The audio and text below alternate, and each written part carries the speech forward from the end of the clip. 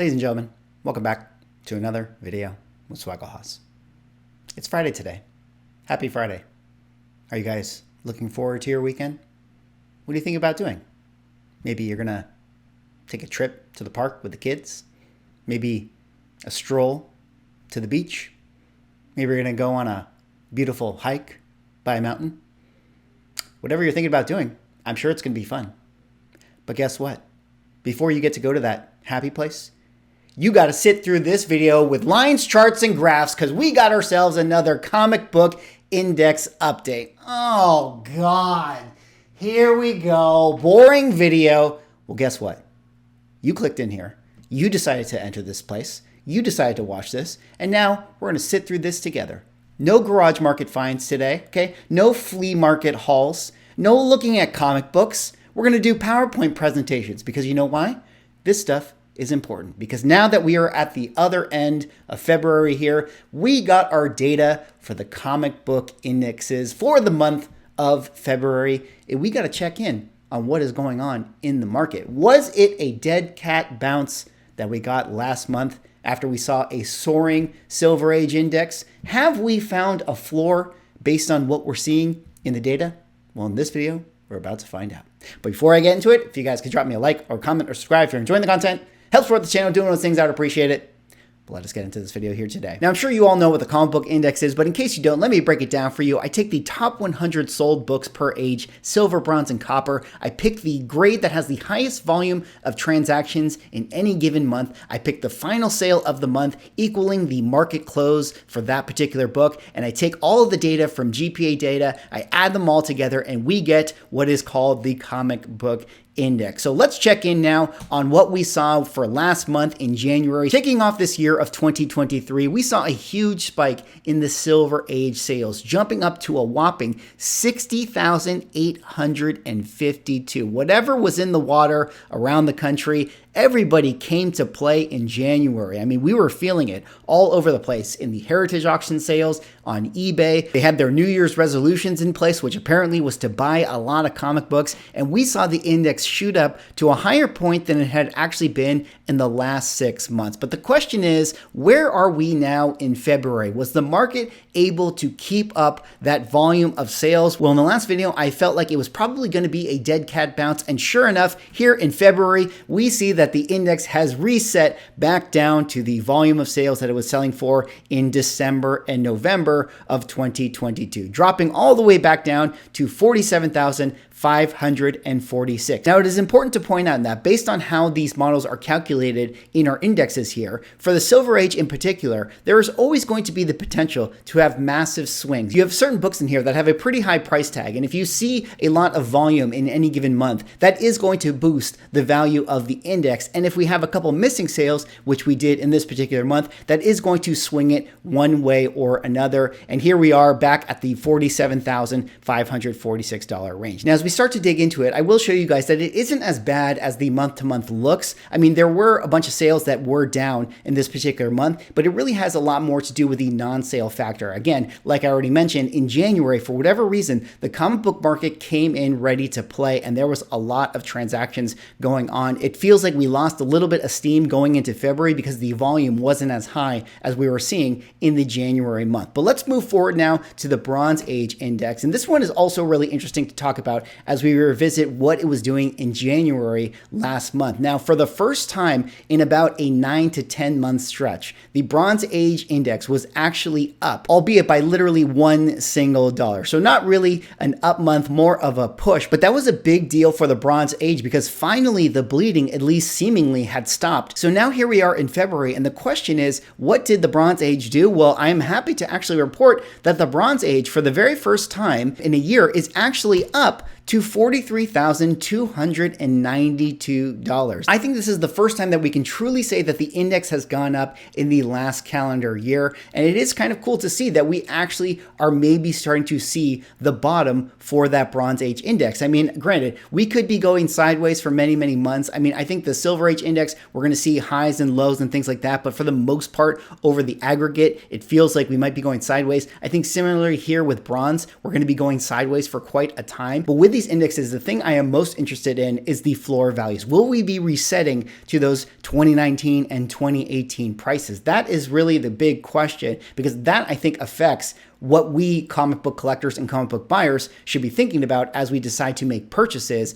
in the next 6 months or so. But before I continue to break that down, let's jump forward to the Copper Age index, another index like the Bronze Age one that had been on the decline for many months in a row. Last month, we actually were able to bounce a little bit up to the $29,297 range. And what did we do in February? Well, once again, we were actually able to at least hold the floor. Technically speaking, we did go up to $29,482, but it's a pretty negligible difference overall, which to me kind of indicates a strong support floor of where we currently are in the market. Now, here you see the three indexes side by side. Obviously, a big kind of dramatic swing with the Silver Age, but I kind of think January was an anomaly month, and then I kind of think February might be a similar anomaly month as well. I think for the most part, the Silver Age, the Bronze Age, and the Copper Age are going to continue to go sideways for quite a little bit of time, at least until we start to get some interest rate cuts into the markets that can actually elevate some of these more, speculative things like comic books. Now, again, it's going to take a little bit of time for us to ever get to that point. I mean, we're talking about maybe not until next year or so. But I do think that, generally speaking, as I've done in some of the other videos where I analyze the interest rates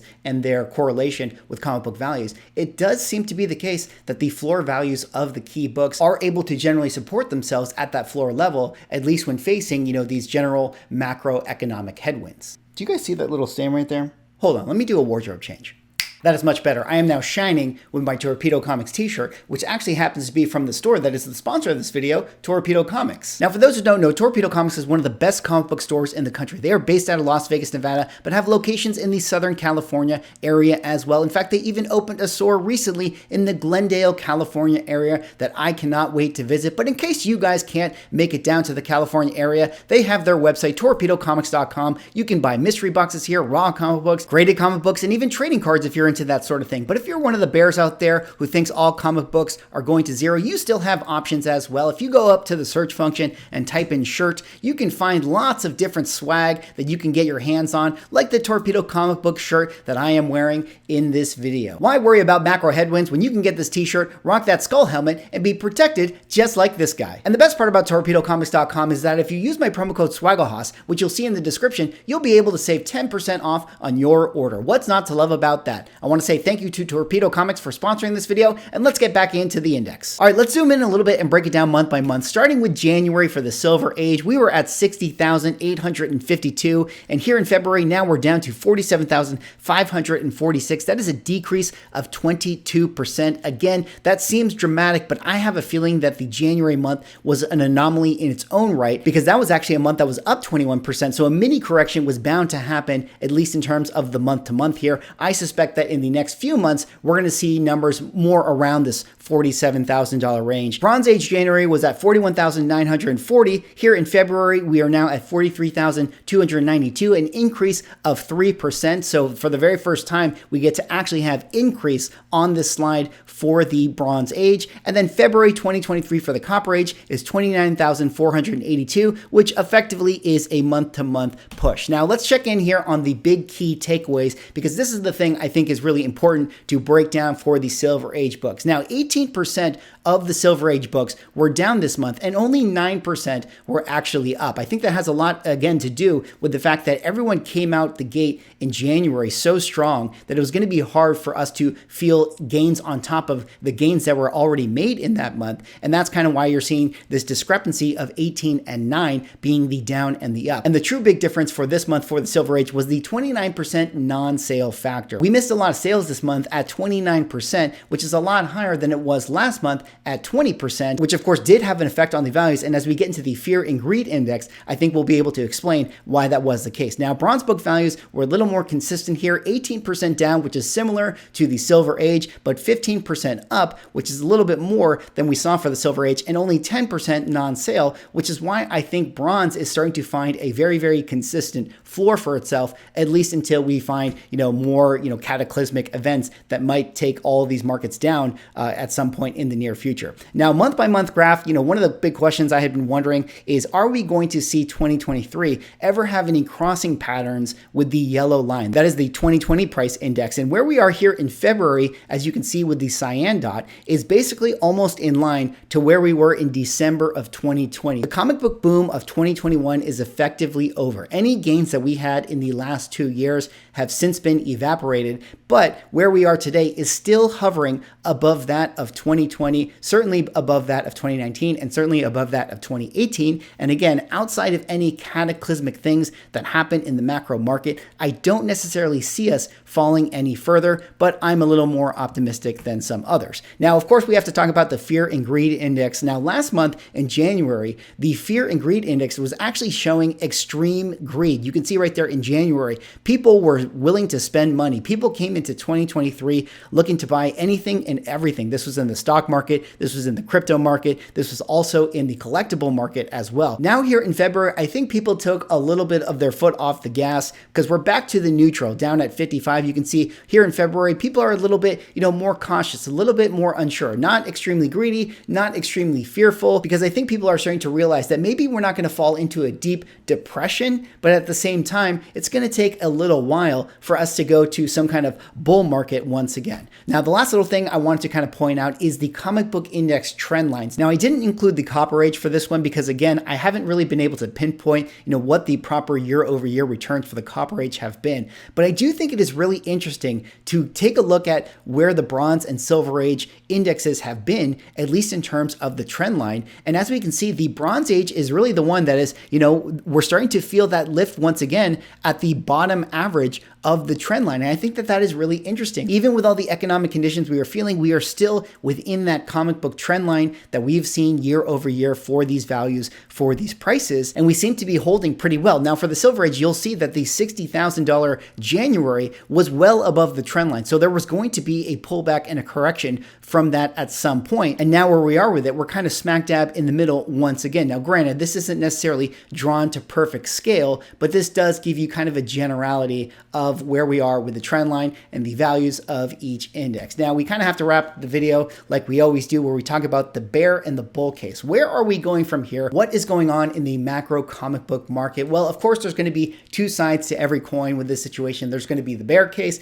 There's going to be the bull case. The bears would say that, we still have a lot more to fall for comic books. We're totally going to go to zero. Everything is going to lose all of its value, all of its money. But, as far as how I model this and as far as how I'm, doing these breakdowns for the indexes, again, we're talking about the top 100 most desired books in each, age: silver, copper, bronze, etc. So these are the key books that people always want. And at least in terms of what I'm seeing with this data, at least in terms of what I'm feeling and the research that I've been doing, it does seem like, maybe we're not going to see, record prices. Maybe we're not going to see months like January, repeat themselves. But generally speaking, I feel like we're probably not going to be testing, the 2019, 2018 prices, unless of course there is some cataclysmic event like the housing crisis of 2008, which forces people to liquidate their comic books. But I have a feeling that all of the people that, overextended, overbought their books, that had to liquidate, that had to close up their online stores, are kind of already out of it right now.